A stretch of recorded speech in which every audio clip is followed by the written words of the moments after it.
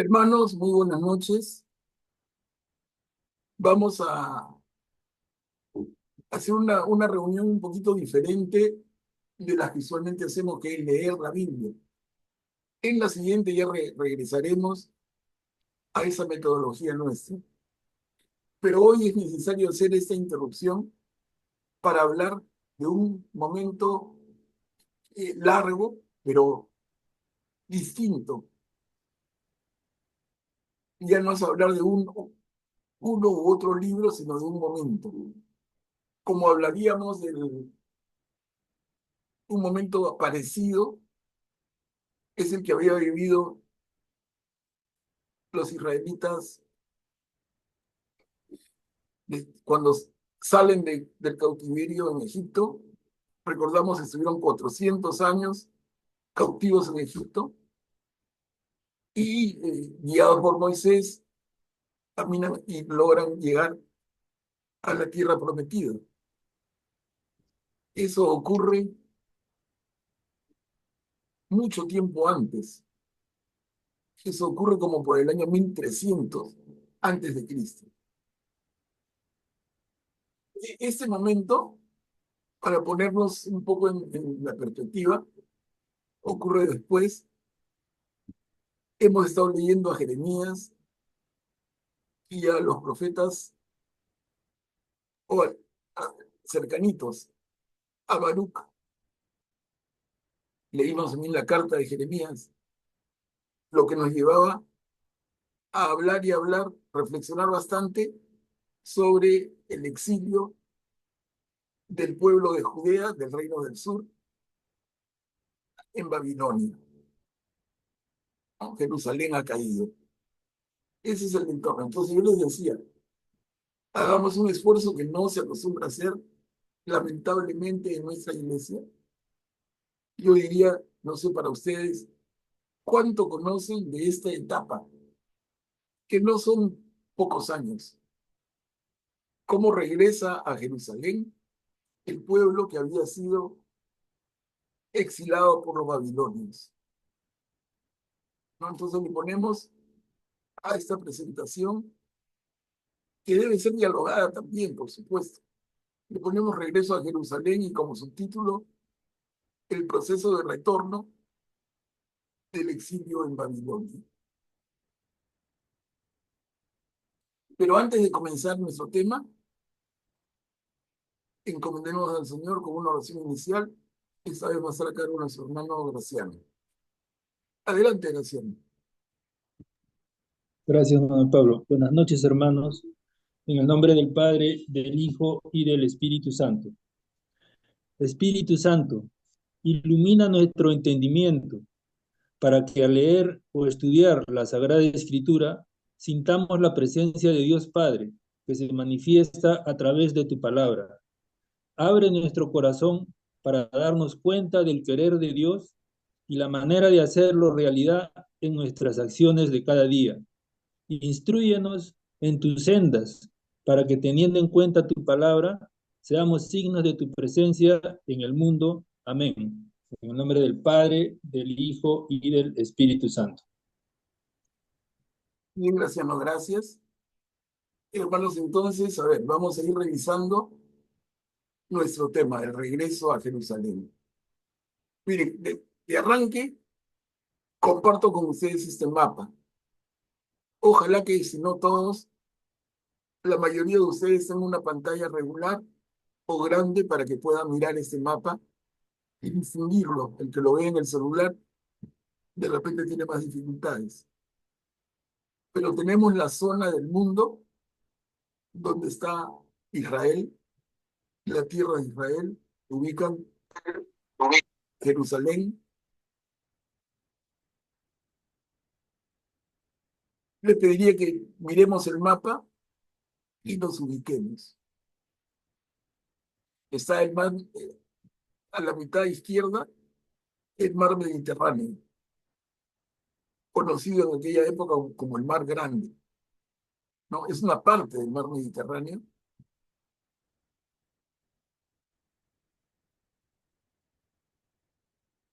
Por la parte superior está media tapada con la leyenda de Imperio Asirio en rojo, Imperio Babilónico en azul y las rutas principales. Detrás de ese cuadro está lo que es la actual Turquía. En esa época, la provincia de Asia. Bueno, no, perdón. Provincia de Asia va a ser después, en tiempos de los romanos, me estoy adelantando. ¿No? Aquí es todavía, pero es lo que viene a ser hoy día Turquía y lo que venía a ser en tiempo de Jesús, la provincia de Asia, por donde Pablo hizo una labor apostólica tan grande, no solamente para ir ubicándonos, eso está en la costa norte del mar Mediterráneo, en la parte que estamos mirando. Más a la izquierda, que ya no se ve en el mapa, estaría Grecia, y más a la izquierda estaría Roma. ¿Ok? Nos ubicamos. A ver, en el mapa, en la parte inferior, tenemos las costas del norte de África, una parte de ella está Egipto, y en el margen derecho del mar Mediterráneo, en el margen oriental, tenemos Israel en la parte baja. Voy a tratar de mostrarlo con la flecha, esta parte de abajo. No es toda la costa oriental del Mediterráneo, de ninguna manera, ¿no? Acá está Tarso, donde nacería Pablo mucho tiempo después. Por acá va a estar, miren, Sidón, Tiro, el Líbano y Israel acá abajo. El Mar Muerto, el Mar de Galilea, Jerusalén, se ubican, ¿no?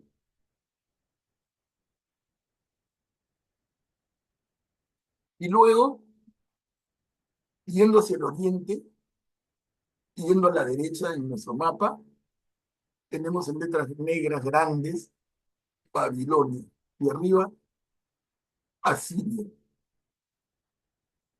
Entonces, otra vez los invito a mirar el mapa y por favor, sin presión, pero traten de concentrarse. Miren, Egipto por un lado, Babilonia por el otro, y Asiria encima de Babilonia.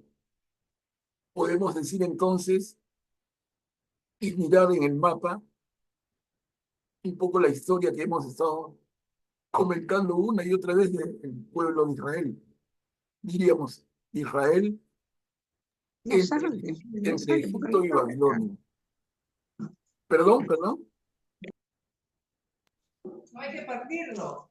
perdón, micrófonos, hermanos. Yo les pido siempre eso. Yo entiendo que tienen que hacer cosas en su casa, pero no cuesta nada tener cuidado de apagar el micrófono porque por los demás, ¿no? A ver, entonces, no sé si queda claro. Les decía, mirando el mapa, la posición estratégica de la tierra de Israel, y diríamos entre Egipto y Babilonia. ¿Lo ven claro? Sí, Manuel Pablo. Ahora, miren, miremos Egipto y acá está el río Nilo, lo estoy siguiendo con mi flechita. El río Nilo va en el sentido de abajo para arriba, en el sentido de, diríamos, de sur a norte. Esa es la corriente del río, ¿no? Apunta para desembocar en el mar Mediterráneo. En el lado de Babilonia tenemos acá cosas muy interesantes. Miren, acá Mesopotamia, la Mesopotamia, por su nombre mismo, la tierra entre dos ríos. ¿Y cuáles son esos dos ríos? Acá están claritos, el río Tigris y el río, perdón, El el Éufrates. río Tigris y el río Éufrates. Perdón, intervengan cuando tienen una intervención, una pregunta, pero no, si no, se hace un desorden horrible. Si quieren intervenir, avísenme, pero no estemos hablando todos, se hace un desorden, por favor.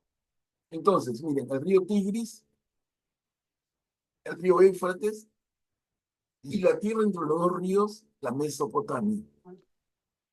El río Éufrates baja de norte a sur para desembocar en el Golfo Pérsico. Y lo mismo el río Tigris. Baja de norte a sur Uy, empezó. para desembocar en el Golfo Pérsico. Entonces, si vemos esto, tenemos como el sentido del río Nilo es de abajo para arriba y el sentido del Éufrates y el Tigris es de arriba para abajo. Se ve, ¿no? Para explicarles más. Miren, acá tenemos Nínive, que fue en su momento la gran capital del Imperio Asirio. Y acá tenemos Babilonia, la gran capital del Imperio Babilonio.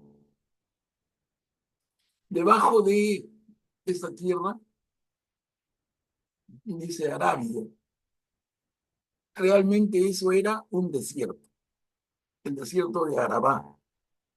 Un desierto muy difícil de vivir, muy difícil. Que luego va a tener su historia que van a construir los musulmanes ya siglos después de Cristo. Miren, acá está Ur, con la flechita. Ur es la tierra de Abraham. Aquí nació el padre Abraham. Cuando Abraham se traslada hacia la tierra prometida, Abraham también sigue el cauce del río Éufrates y viene por el norte hacia Israel. Este va a ser, hermanos, el camino natural.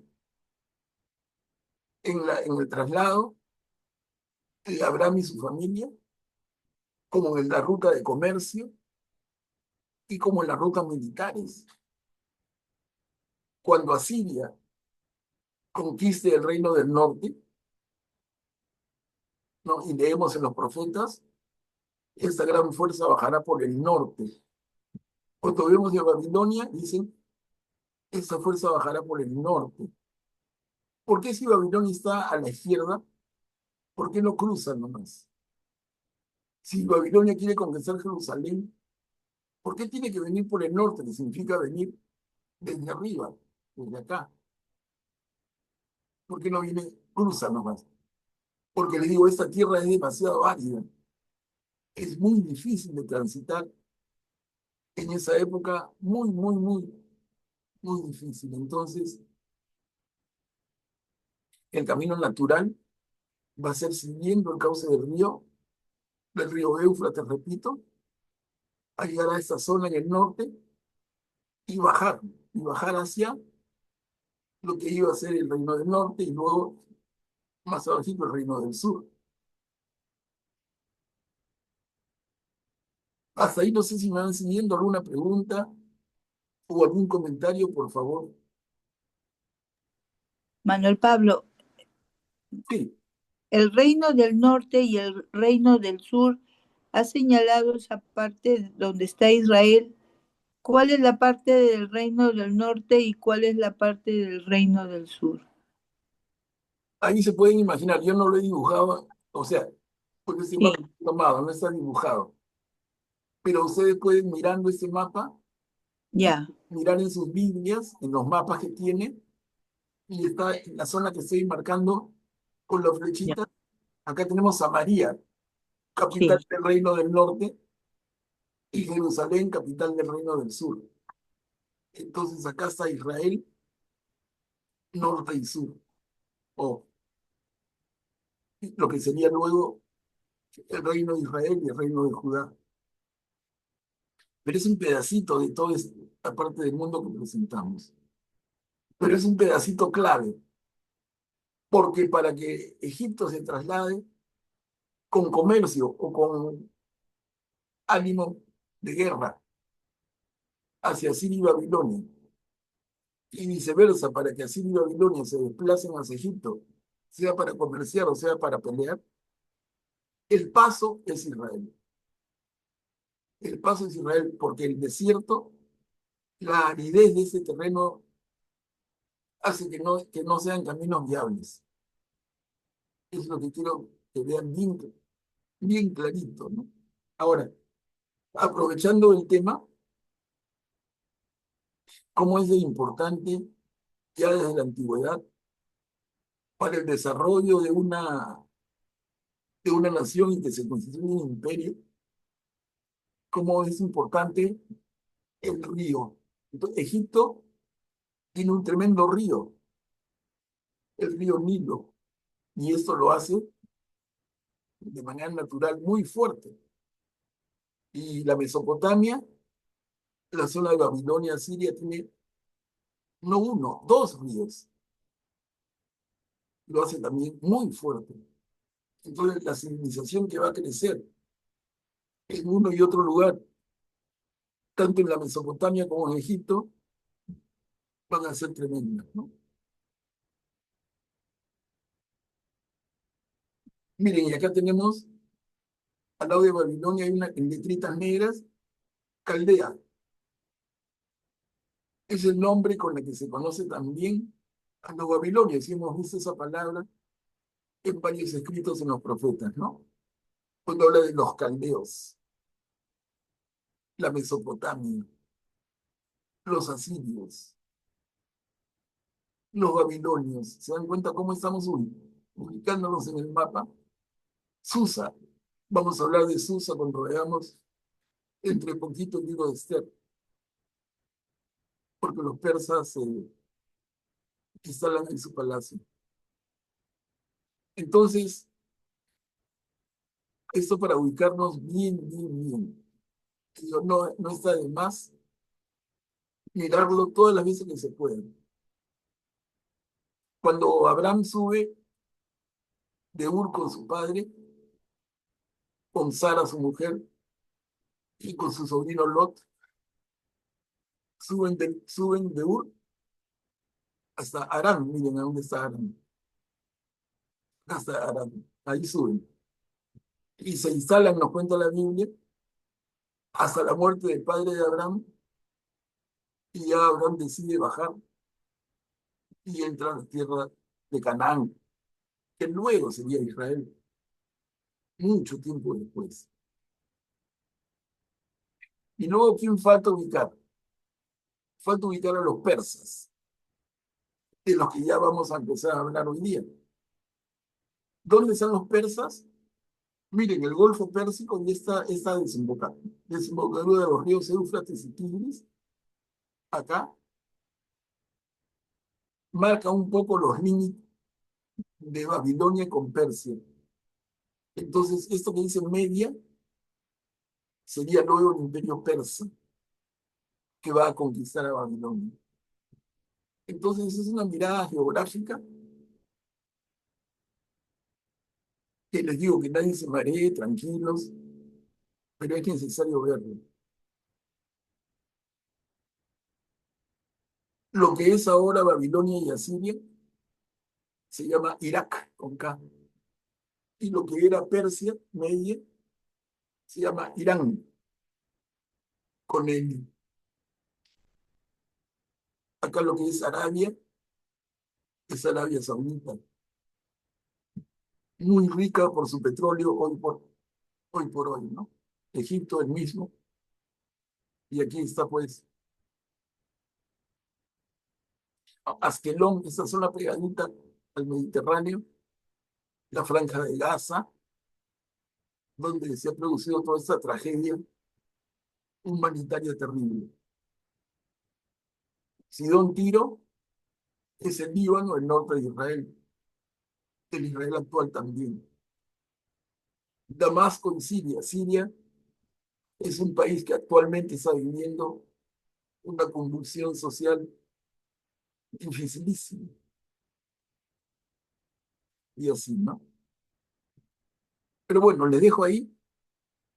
Les digo, mírenlo y por favor, algún comentario, alguna cosa que no se entienda. Lo menos que quisiera es que nadie se confunda.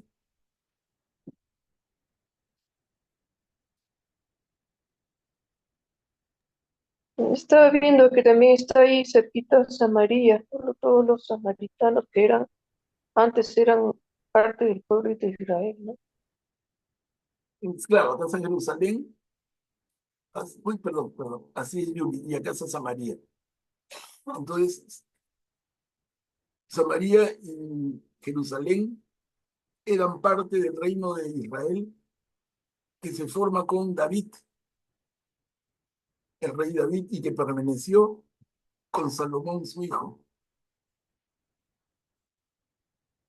¿no? El norte y el sur eran simplemente norte y sur, pero parte de un mismo país, entre comillas, ¿no? De un mismo rey, el reino de David y el reino de Salomón. Y luego, a la muerte de Salomón, el reino del norte se separa del reino del sur. Y Jerusalén queda como capital del reino del sur y Samaria queda como capital del reino del norte.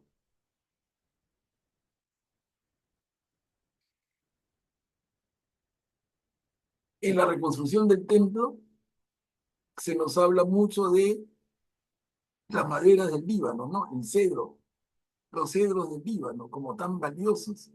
Eso viene de acá, de la zona de Sidón, Tiro, ciudades en su época muy ricas, sobre todo como potencias comerciales.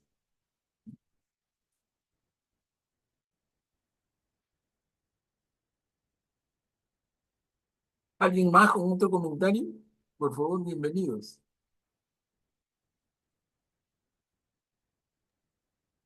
Manuel Pablo, Sí,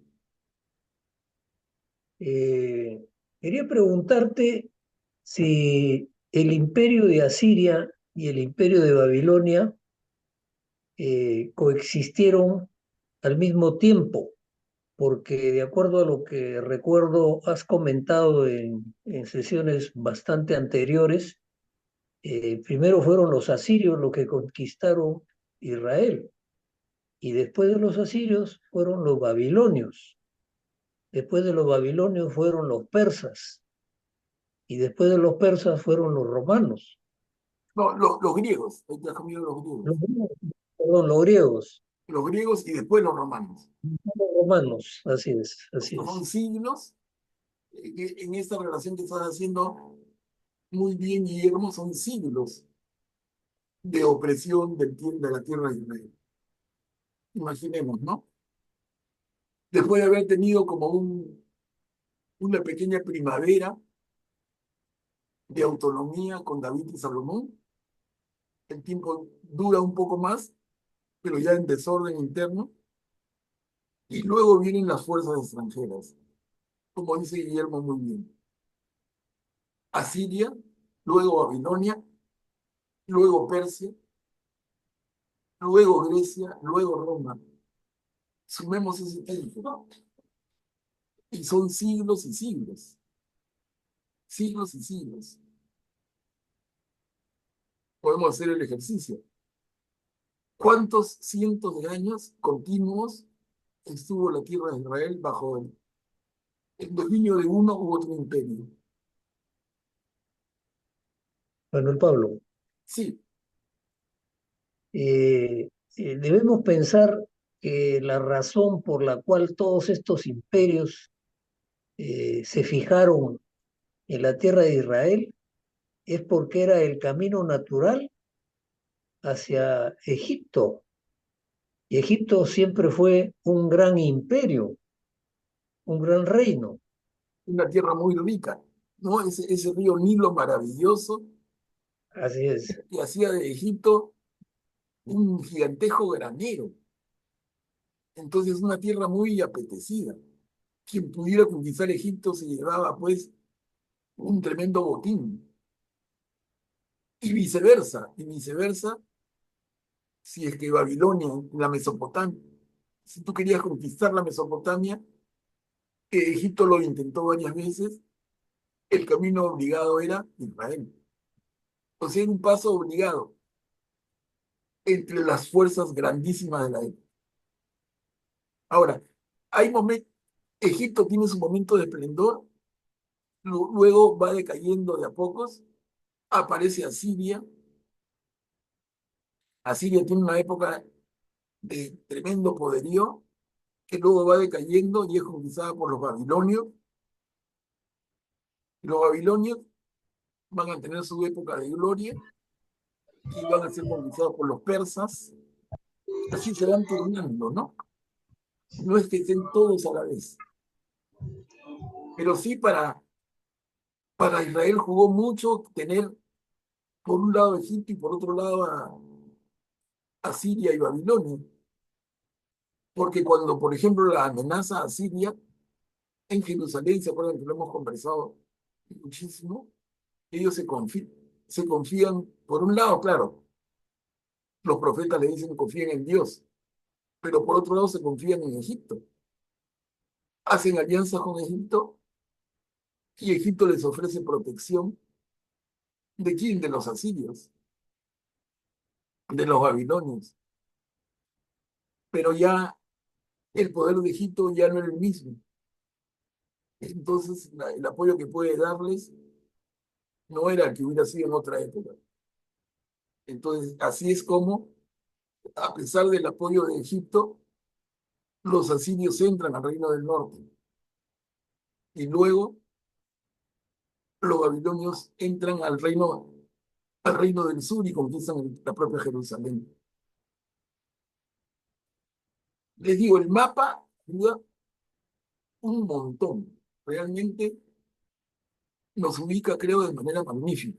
Si no son palabras que marean, pero mirando el mapa creo que uno se ubica mucho más. Hasta ahí estamos, ¿no? A ver, vamos a avanzar un poquito, ya teniendo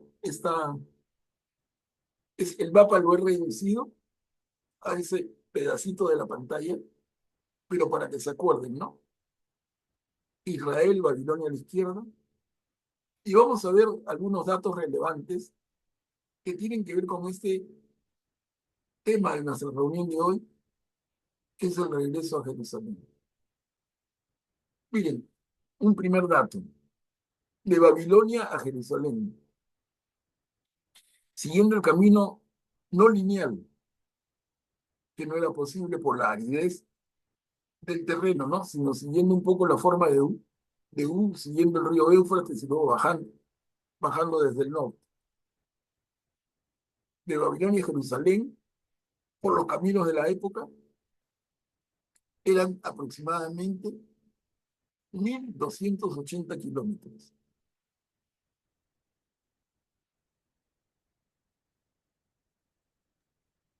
$1.280. ¿Se pueden imaginar ustedes el esfuerzo que había que hacer para ir de un sitio al otro?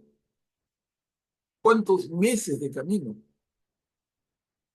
En esa época, a pie y en algún caso a lomo de bestia, pero normalmente a pie, jalando lo mismo su carreta. ¿Cuántos meses de viaje para ir de Jerusalén a Babilonia o de Babilonia a Jerusalén? Y en este caso particular, yo pongo de Babilonia a Jerusalén, ¿por qué? Porque ese es el camino que los exilados van a tener que recorrer para regresar a Jerusalén. No es como ir de aquí, te voy a la vuelta de la manzana, ¿no? Es un tremendo recorrido.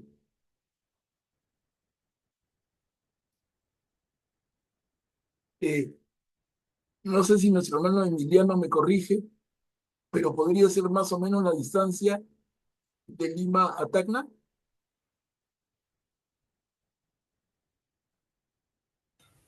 1.200, a Tacna es 1.300 O y sea, más. claro, casi, ¿no? Sí, Gracias, Emiliano, casi, miren. Imagínense de Lima a Tacna a pie, caminando, cargando tus bultos, jalando tu carreta, llevando tu familia. Imagínense ese trajín. No es un viaje fácil. Esa es la distancia que tuvieron que recorrer siempre, ¿no? En el comer, en las aventuras militares, pero en particular para el retorno del exilio en Babilonia, ese es el camino, como de Lima a Tacna, por tener una idea clara.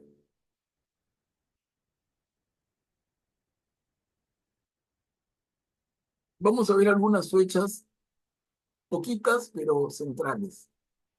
Miren, el rey David es rey más o menos, por poner un año redondo, en el año 1000 antes de Cristo, ¿no? Entonces tenemos a David y su hijo Salomón, uno y luego el otro, reyes del Reino Unido de Israel, por el año 1000 antes de Cristo.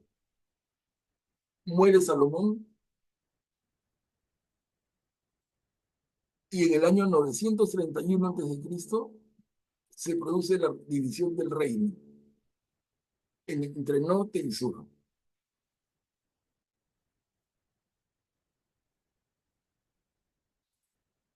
¿Alguien recuerda por qué se divide el reino?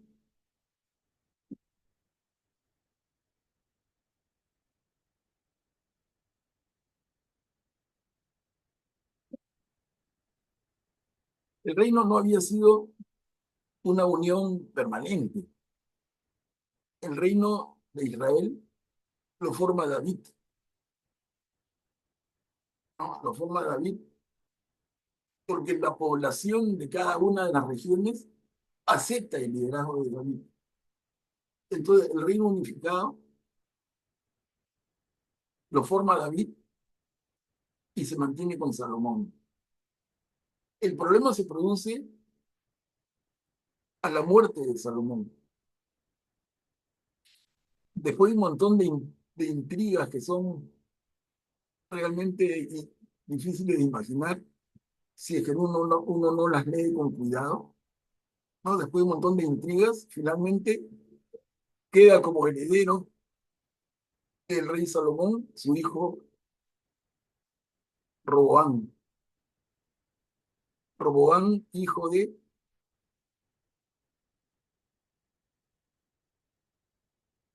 Salomón. Entonces Roboán pretende ser rey como su padre, de ese territorio, de ese Reino Unido. Pero el Reino del Norte, perdón,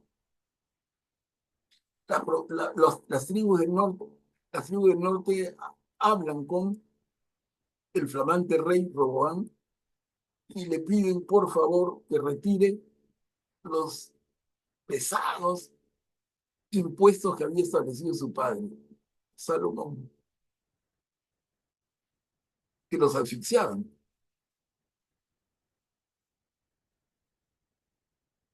Salomón consulta y finalmente Roboán consulta y resuelve mantener los impuestos tan altos. Y es así como como las 10 tribus del norte deciden separarse. Y Roboán queda solamente en la zona sur y como rey de la zona sur del reino del sur, que tiene dos tribus, Judá y Benjamín. Y las otras 10, porque son 12, recordemos 12 tribus de Israel, las otras 10 se organizan en el reino del norte. ¿A cargo de quién? De un general de Salomón, el general Jeroboam. Entonces, Roboam como rey del sur y Jeroboam como rey del norte. Se ha dividido el reino.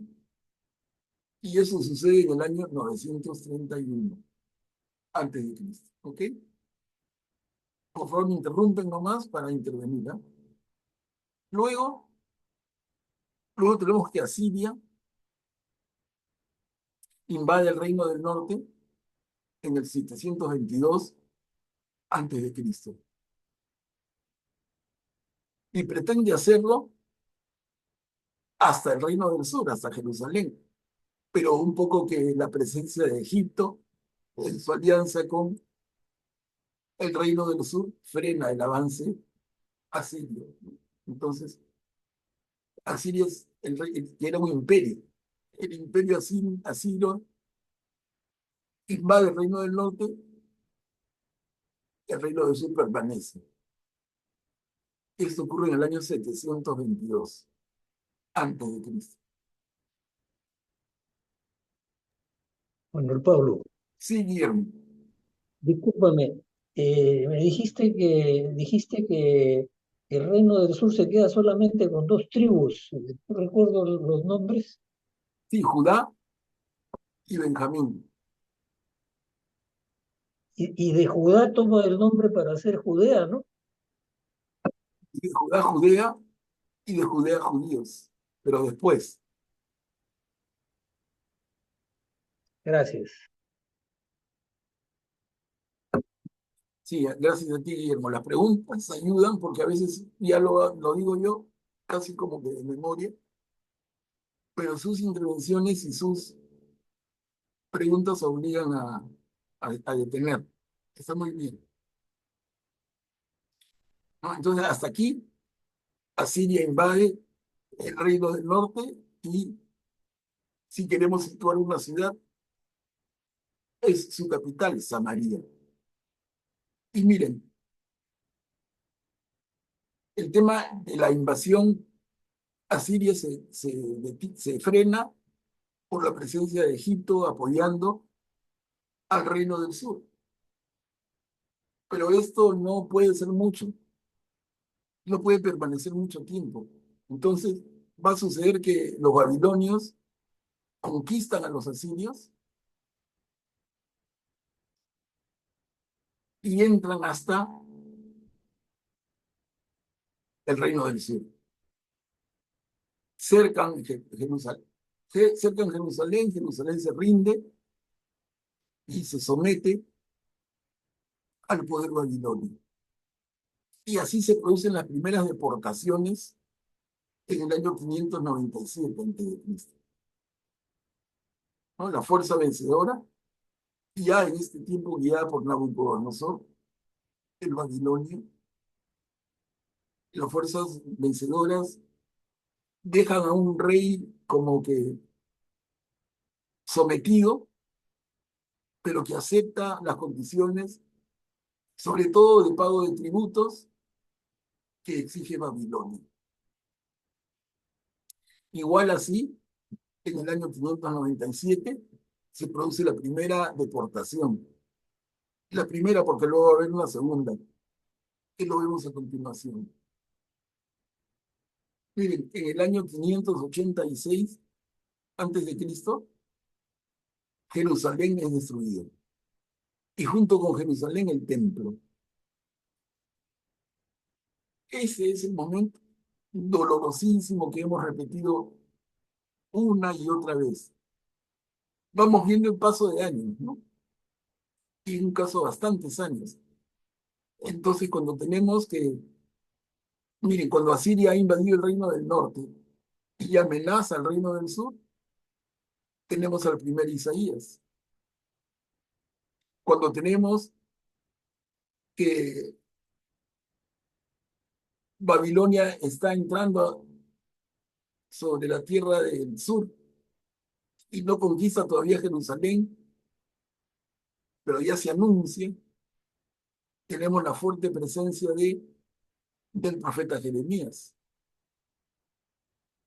Y luego los babilonios hacen el arreglo con el rey de Israel, perdón, con el rey de Judá, que se compromete a pagar tributos, pero luego este incumple y dice, mal aconsejado, ¿por qué tengo que pagarle tributos a este? Yo me puedo defender, yo tengo a Egipto de mi lado, y mal aconsejado, y desoyendo las palabras de Jeremías. ¿Se acuerdan que lo hemos visto y leído línea por línea? Desoyendo a Jeremías, el rey de Judá incumple su acuerdo con el rey de Babilonia, y Babilonia procede a la destrucción de Jerusalén, incluido el templo. y eso es el año 586.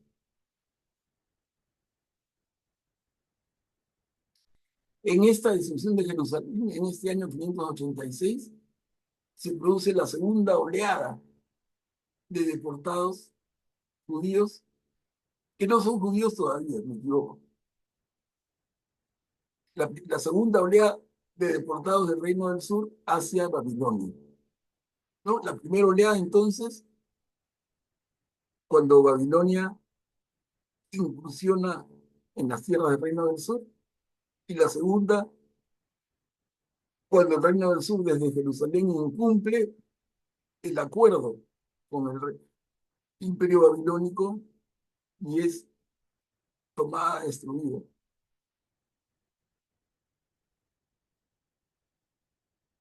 Hasta ahí entonces, miren, antes de hablar de lo otro, ¿no? A ver, regreso un poquito hasta ahí. Ahí tenemos algunas fechas, 4 fechas que son claves. El reino se divide en norte y sur,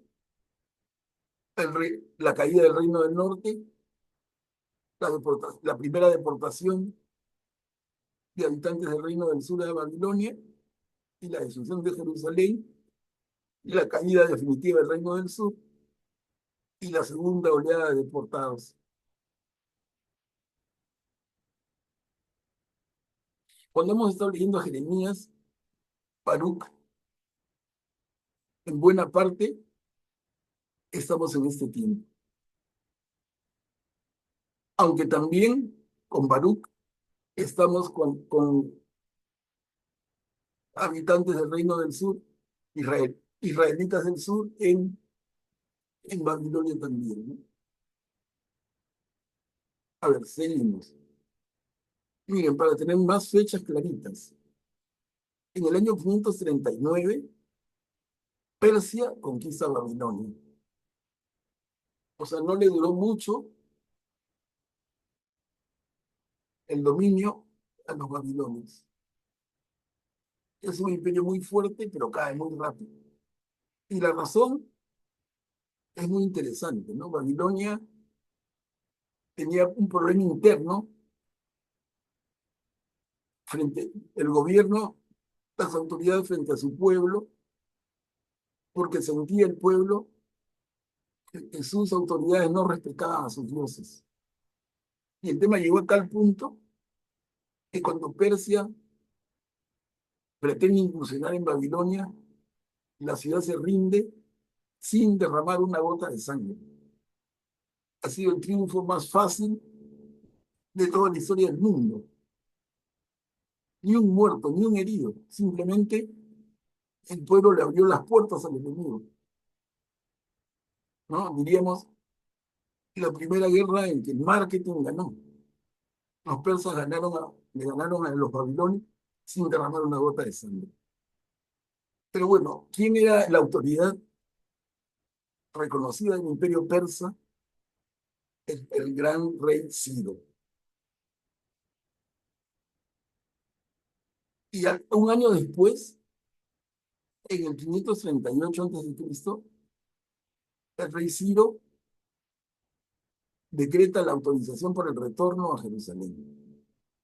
O sea, Ciro decreta que los israelitas que quieran regresar a Jerusalén pueden hacerlo. Una actitud, una política absolutamente diferente, hermanos, a la que habían visto ellos antes. Ya no son los asirios que se llevaron a las tribus del norte, ya no son los babilonios que se llevaron a lo mejorcito de las tribus del sur. No, este imperio, el imperio persa, bajo la mirada y la magnanimidad de Ciro, permite el retorno. Pueden regresar. Y no solamente les da la autorización para el retorno, sino que además le da los bienes, el dinero, los alimentos, las autorizaciones. Indica el rey Ciro a sus delegados, a sus autoridades en esta región, que les den a los israelitas el apoyo para que regresen con éxito y para que emprendan la labor de reconstrucción con todo el apoyo. Incluso les devuelve los tesoros del templo que habían sido saqueados por los babilonios y llevados a Babilonia.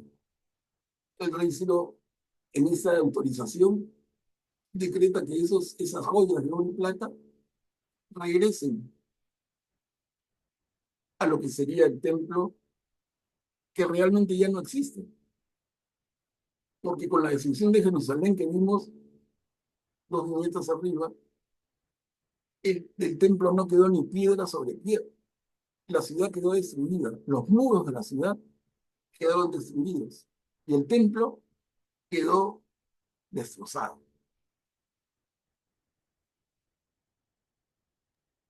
Juan Pablo, una preguntita, Sí, disculpa. Persia conquista Babilonia según el cuadro en el 539. Ah, ok, y Ciro decreta ya, ok, al año disculpa, ya siguiente. me confundí. Sí, está bien, gracias. Sí, el año siguiente. Recuerden que comenzamos antes de Sí, Cristo, los claro. preguntan al revés, ¿no? Sí, exacto. Claro, Sí, claro. gracias. Disculpa. No, muy bien, gracias.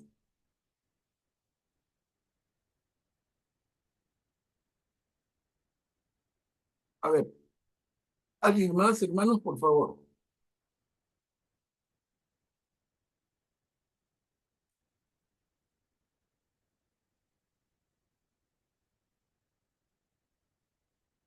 Entonces, haciendo un ejercicio, esto que leemos aquí como datos relevantes, lo hemos leído en qué libros de la Biblia que ya conocemos, porque los hemos leído con nuestros propios ojos, línea por línea, versículo por versículo, perícopa por perícopa, no hemos leído todo.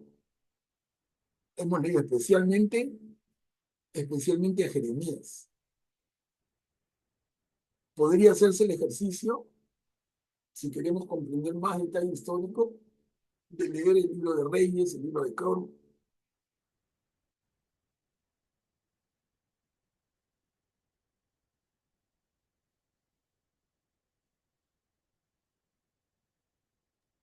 A ver, vamos a ver algunos, complementando esto, hermanos, algunos hechos relevantes. El profeta Isaías había predicho el regreso del exilio bajo Ciro. Y eso lo encontramos en el libro de Isaías, entre los capítulos 44 y 55. ¿No? Isaías había profetizado que los israelitas iban a regresar.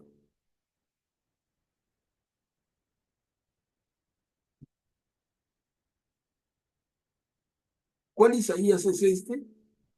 Hemos visto que el largo libro de Isaías realmente contempla 3 Isaías.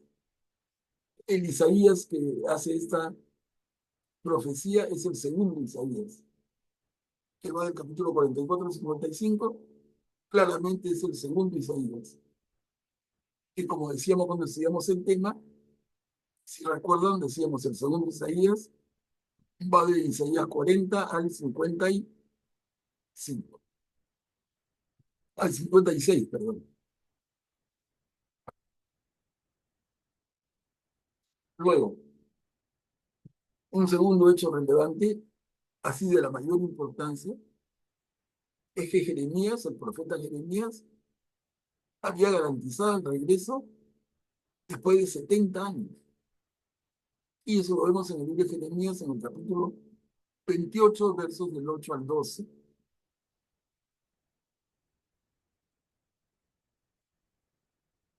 ¿No? Entonces, hasta aquí. Isaías profetiza el regreso, Isaías y Jeremías garantiza incluso un tiempo, 70 años. 70 años que se van a cumplir. En el orden de los profetas mayores está Ezequiel. Y cabe decir que Ezequiel en este momento era un joven sacerdote. Partió al exilio en el primer grupo.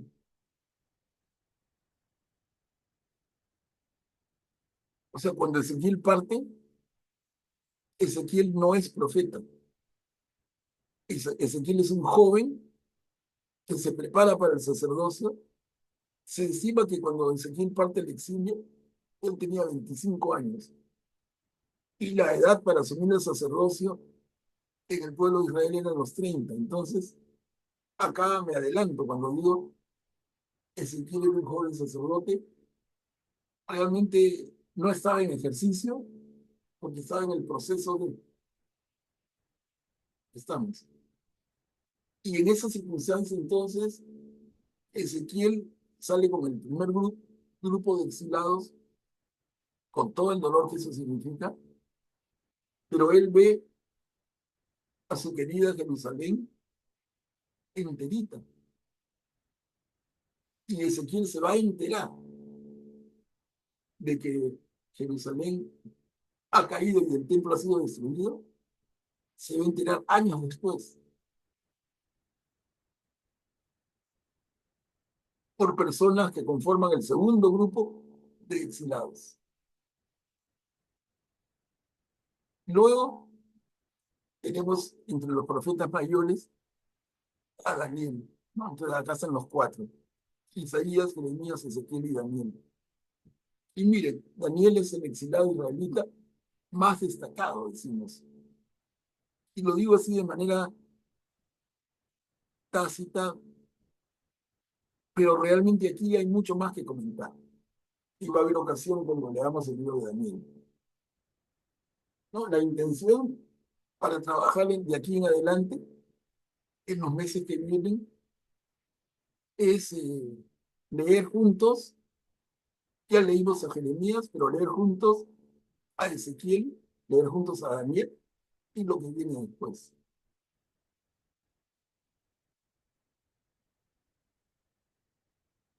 A ver, un poquito más de información, hermanos, miren. Los primeros exilados en regresar a Jerusalén trabajaron en reconstruir el altar y los campos de viñas y olivares que habían estado abandonados por 70 años.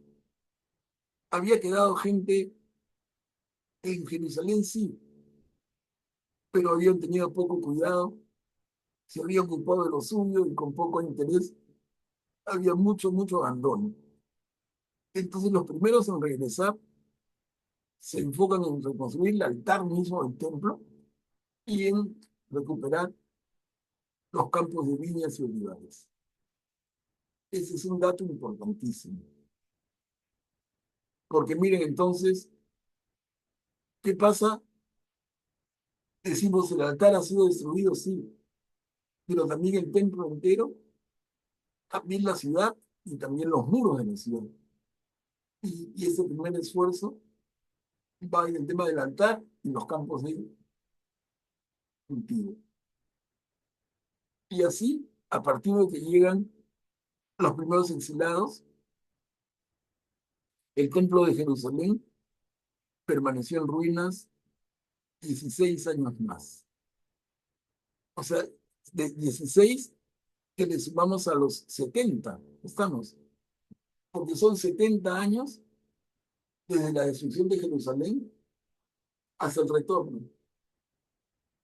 Los primeros en retornar trabajan en el altar, en los campos de cultivo, en reconstruir alguna casita para vivir.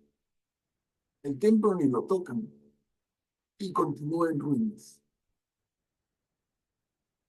Aquí aparece una figura clave y es Zorobabel. Zorobabel es una figura política, es el nieto de sangre del rey Joaquín. Y aparece también la figura de Josué, un sacerdote. Ellos juntos impulsaron a que se comience la obra de reconstrucción del templo. Miren, vamos viendo, ¿no?, lo difícil del proceso. Porque cuando nosotros, y por eso mi insistencia en ver en una reunión especial este tema. Porque uno dice, bueno, los babilonios masacraron Jerusalén y luego se produjo el retorno. Qué fácil, ¿no? Pero no fue nada fácil, fue un proceso bien complicado.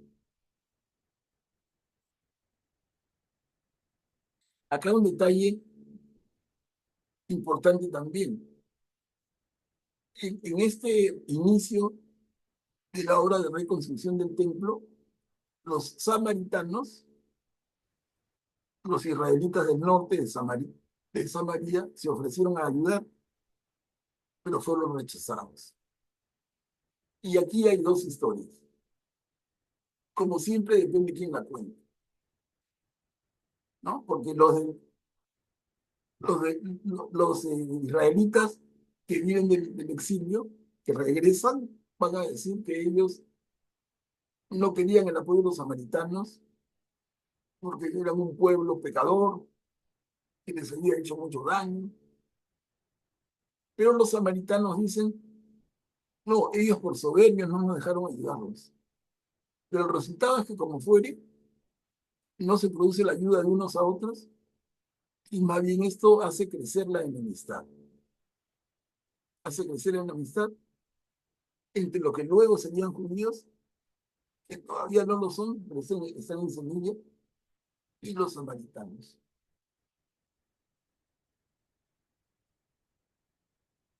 Miren, hermanos, aquí aparecen dos personajes más, los profetas Ageo y Zacarías. Aparecen en escena en el 520 a.C., profetizando que había llegado el templo para reconstruir el tiempo para reconstruir Jerusalén. Miren, cómo pasan los años, ¿no? No es todo en un momento, no es todo de un día para otro, no es todo un proceso fácil, al contrario. Entonces tiene que haber alguien como Zorobabel, como Josué, que impulsen la obra de reconstrucción del templo, profetas como Ageo y Zacarías, que impulsen la reconstrucción de la ciudad de Jerusalén, y para eso son pasando décadas. Luego va a aparecer otro personaje, Esdras. Esdras, que promovió la expulsión de los integrantes no judíos de las familias. Eso es tremendo. Y lo vamos a ver también con todo detalle cuando leamos en próximas semanas, meses, el libro de Esdras.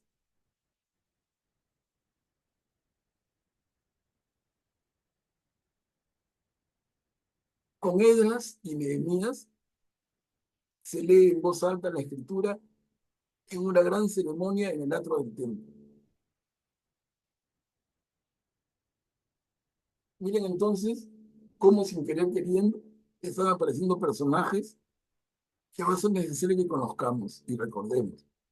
Zorobabel, Josué, Ageo, Zacarías, Esdras, Nehemías.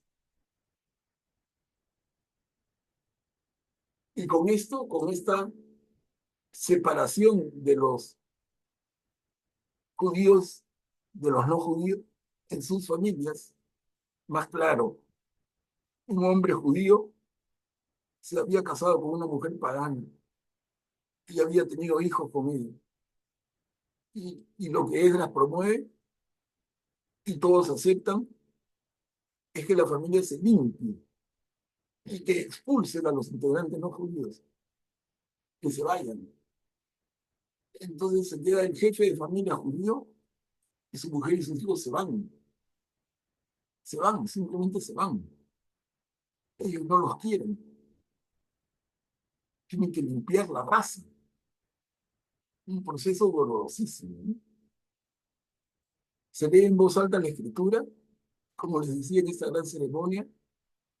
Lo vamos a leer en el libro de Esdras y concluimos la diapositiva con un hecho de la mayor importancia, hermano, y es que ha nacido el judaísmo. En este momento,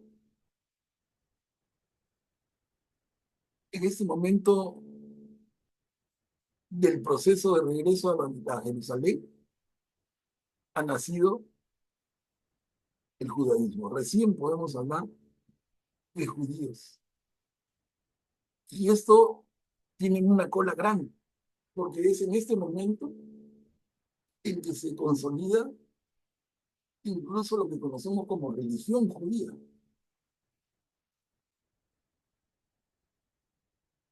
Entonces, si hacemos en retrospectiva, Abraham era hebreo. Abraham no era judío, ¿no?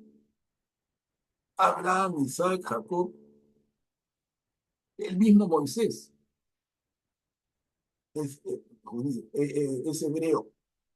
Luego, Moisés guía al pueblo hebreo a las 12 tribus por el desierto, camino hacia la tierra prometida. Y en el tránsito en el desierto es que se constituyen como pueblo. Las 12 tribus se constituyen como pueblo, el pueblo de Israel. Luego, Israel conquista la tierra prometida, guiada por Josué, se reparten la tierra, el periodo de los jueces, el periodo de los reyes, el primero Saúl, el segundo David, que se une las 12 tribus unidas, el reino de Israel, Salomón continúa, y luego la división de la que ya hablamos. Pero todavía son israelitas. ¿Se dan cuenta? Entonces, hebreos desde Abraham hasta Moisés, judíos desde la segunda parte con Moisés hasta Esdras, y recién aquí, en el retorno de Babilonia a Egipto, de Babilonia a Jerusalén, recién hablamos de judíos. A ver, hermanos, les doy la palabra, no sé si hablo mucho, los confundo, no sé.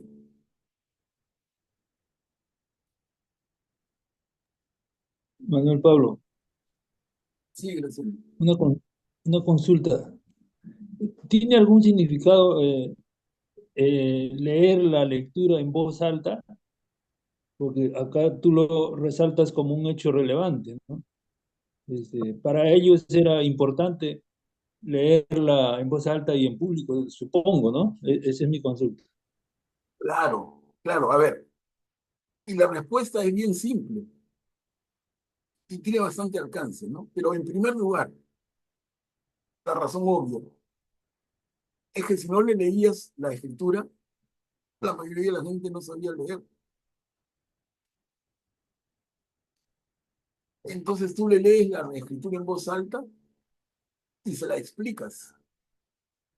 Eliminas el gran obstáculo de los que no saben leer. Y luego, además, esta práctica que tenemos tan extendida, incluso hasta el día de hoy, que es leer las escrituras, leer la Biblia en comunidad. Miren desde dónde viene esto, ¿no? No es que cada uno haga una lectura en silencio. Repito, muchos no saben leer, pero más que ello es que se necesita aprovechar del tremendo valor que significa leer la Biblia en comunidad, ser explicada, porque no solamente que leían de corrido, sino que se detenían y se explicaban.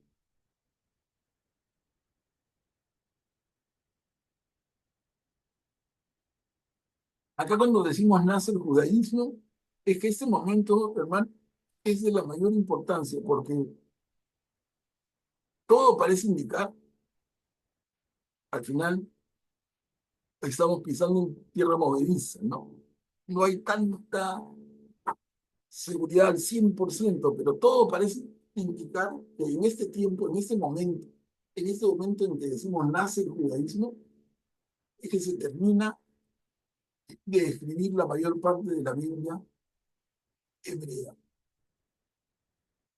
Habían libros escritos a medias y habían otros que no habían sido iniciados. Es en este momento en que se produce el gran esfuerzo por terminar de escribir algunos libros y escribir otros libros enteros. Se recopilan los salmos, se ordenan, se termina, se completa el libro de Génesis, el libro de Deuteronomio, y así, ¿no?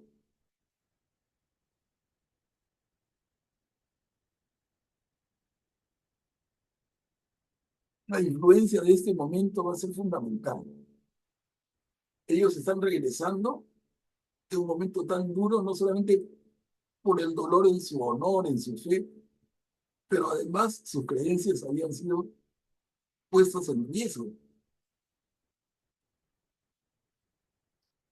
Era necesario que todo quedara escrito para darle continuidad, para que haya la seguridad de que esto no se iba a perder. Es un momento muy especial.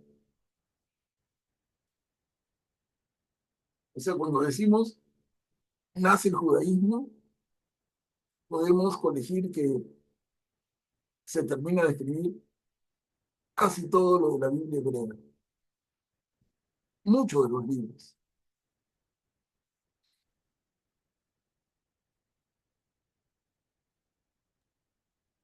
Manuel Pablo, una pregunta.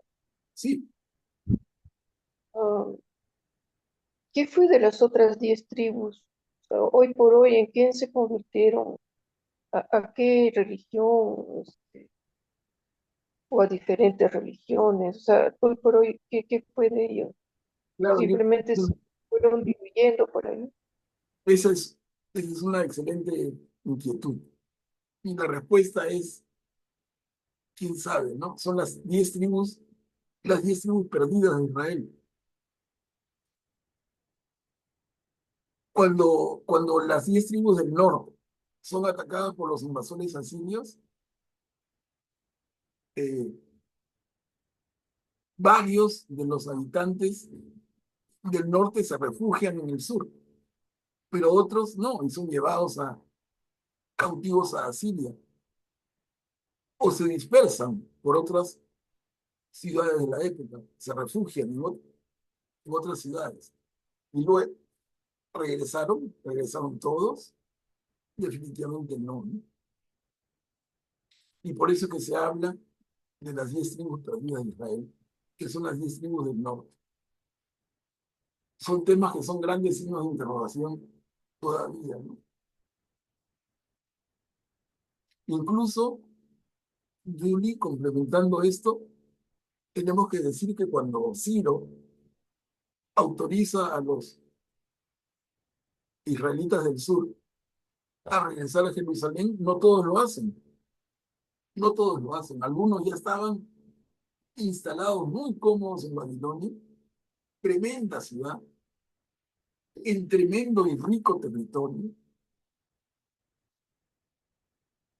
Es como que por alguna circunstancia alguien dejó el Perú hace 70 años y luego se produce una bonanza en el Perú y el Perú invita, regresen, hermanitos, regresen. Los que están viviendo allá ya no son los que se fueron, son sus hijos o sus nietos.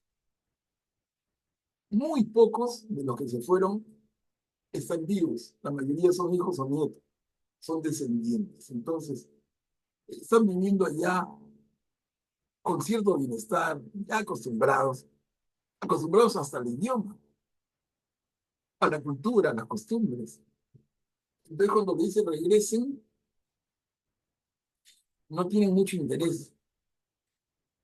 Son algunos que regresan, pero muchos no regresan. Muchos se quedan en Babilonia o en las ciudades donde se habían ido dispersos. Ahora, claro, una diferencia con esta comparación que hago es que para ellos el sentido de su fe era muy fuerte, cosa que en otros pueblos nunca existió. Si hubiera sido otro pueblo, hubiera desaparecido con esta terrible circunstancia de la destrucción de Jerusalén y el exilio babilónico. Cualquier otro pueblo hubiera desaparecido de raíz, pero estos se mantienen. Esa fe en Yahvé que nos mantiene unidos, ¿no?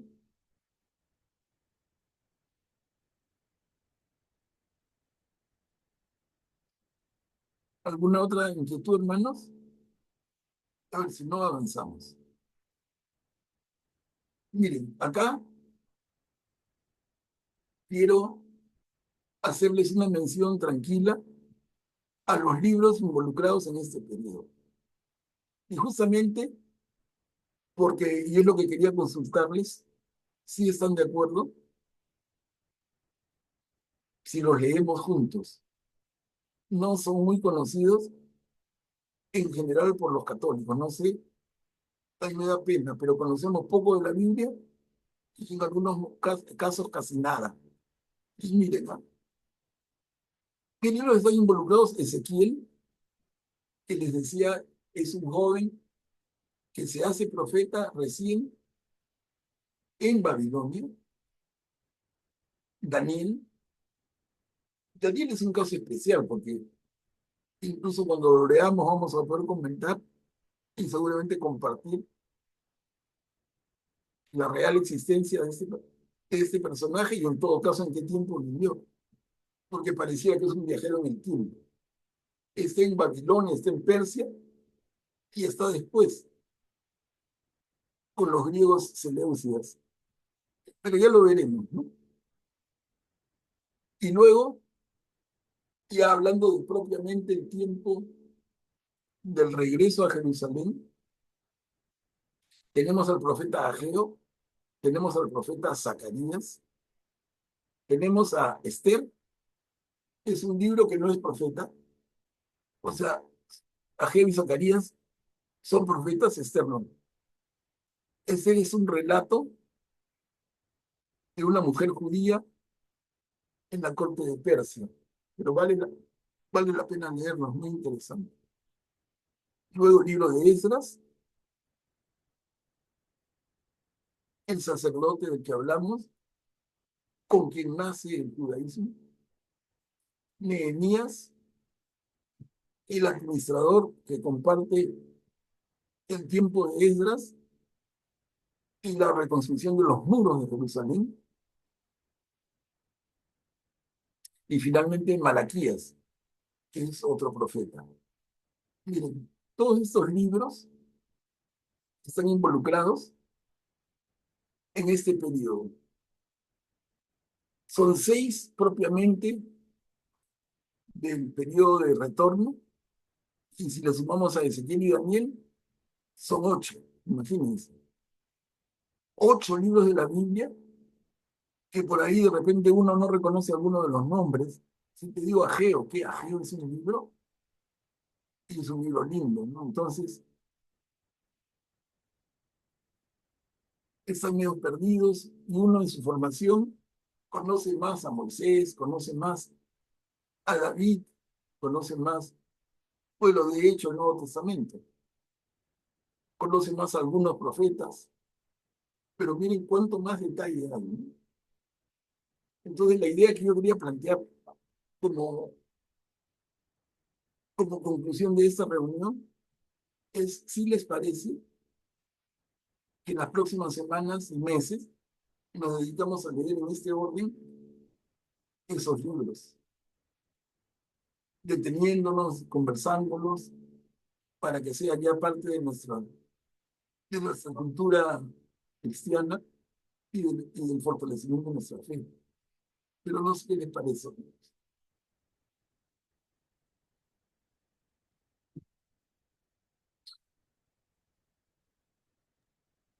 Manuel Pablo, Sí, yo estaría de acuerdo con tu idea, Manuel Pablo, totalmente de acuerdo, gracias. Claro, gracias, Graciela. Debo adelantar que es un trabajo pesadito. Es un trabajo pesadito, pero vale la pena. Vale la pena enormemente. Yo creo que para nosotros, nuestra meta debiera ser que no haya ningún libro de la Biblia que no hayamos leído, ¿no? Que hayamos leído toda la Biblia. Y que no aparece, oye, ¿y Ageo? ¿Quién es Ageo? Ah, sí, es un profeta. No me acuerdo bien quién es, no me acuerdo qué dijo. ¿Y en qué momento vive? No me acuerdo. No lo ubico, ¿no? Entonces esas cosas para nosotros no debieran ser. Entonces por eso, bueno, tenemos la opinión de Graciano, le agradezco. ¿Alguien más que... Manuel Manuel Pablo, Pablo, Sí, sí. ¿Cómo? Manuel yo Pablo, te también saludo.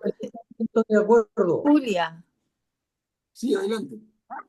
ya, mira, la introducción que has hecho, bueno, tú hace años nos diste un mapa, recuerdo que Mari Carmen nos lo dio a todas y bueno, ya lo tengo y he recordado y de verdad que siempre he tenido mucho interés en conocer esta parte, porque que van, que vienen, que no podían pasar de Babilonia a Jerusalén, que iban por el río. Y de verdad que es una parte muy, muy importante conocerla. Y ahora que dices que vamos a estudiar los libros, con este mapa vamos a poder ver dónde están, cómo ha sido realmente y cómo ha sucedido los hechos. Me parece una idea de Dios, inspirada por Dios para ti, Manuel Pablo, y para nosotros. Gracias. Gracias, Julia. Mira, estaba pensando y ahora me lo haces recordar. Ese mapa lo voy a compartir con todos en formato de PDF para que todos lo puedan abrir e imprimir, ¿no?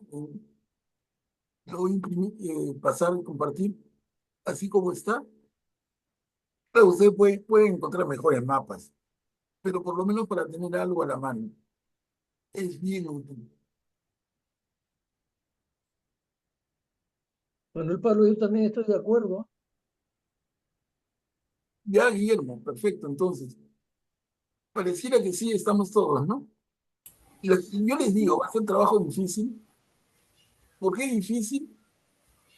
Porque es pesado, ¿no? De repente es mucho más marquetero, es mucho más vendedor, decir, voy a seguir un curso de los evangelios, por decirlo, un curso de las cartas de Pablo. Que nosotros en el grupo de los jueves ya hemos hecho y estamos haciendo con el grupo de los martes. Pero ya entramos al Antiguo Testamento, vamos a entrar como lo estamos haciendo, ¿no? Miren, hemos hecho los salmos, hicimos una mirada global a los profetas y ahora estamos entrando mucho más en detalle. Y eso nos va haciendo profundizar más y más. Entonces, perfecto. Si estamos así, la próxima semana comenzaríamos con el libro de Ezequiel, ¿no? Ezequiel, luego seguiríamos con Daniel y así, ¿no? En el orden en el que hemos hablado ahora. Veríamos a Ageo, veríamos a Zacarías, veríamos a Esdras, a Nehemías, a Esther, a Malaquías, y entonces hacemos un barrido profundo, completo, que creo que es altamente recomendable. Quedamos así entonces, hermanos, ¿les parece? Sí, excelente, Manuel Pablo. Sí, Gracias. señor, está bien. Gracias. Sí, gracias. Solamente les repito, no me canso, ¿no? Ármense de paciencia. Porque la persona que se aburre se va a aburrir, pues, ¿no? No es la parte rica que uno dice, ay, quiero leer que Mateo, en Lucas. Eso está en otra parte. Y eso lo estamos trabajando los martes. Pero los jueves nos hemos metido en el duro Antiguo Testamento y en serio. Entonces vamos a tener fácil varios meses para barrer en el mejor sentido todo esto. Pero imagínense lo que vamos a conocer, ¿no? Esta reunión queda grabada. Ojalá que haya sido un poquito didáctico. Es difícil, de verdad, ser muy didáctico en esto, pero queda grabada para el que quiera armarse de valor y volver a escuchar, tomar notas, mirar más en otros textos, buscar. Pero de verdad que vale la pena el esfuerzo, vale la pena. No se trata de que seamos historiadores, no, pero se trata de entender la Biblia. Y la Biblia nos obliga a entender un poquito el contexto de cada uno de los libros. No, en este caso, miren, el contexto abarca un conjunto de 8 libros. Es el mismo contexto. Bueno, hermanos, yo les agradezco muchísimo nuevamente su paciencia. No sé si tiene alguien algo más que comentar. Y si no, daríamos como por concluida esa reunión con una oración.